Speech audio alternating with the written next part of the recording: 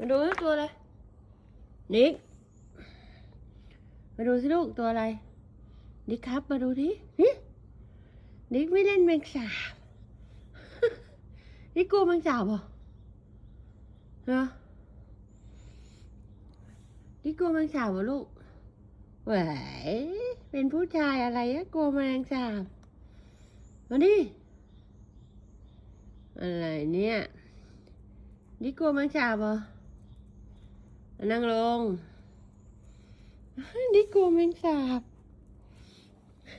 แมงสาบมันนอนดิ้ว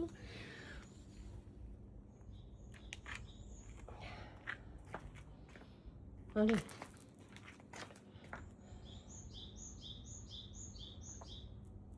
นี่ก็แมงสาบนี่ไม่ได้แมงสาบ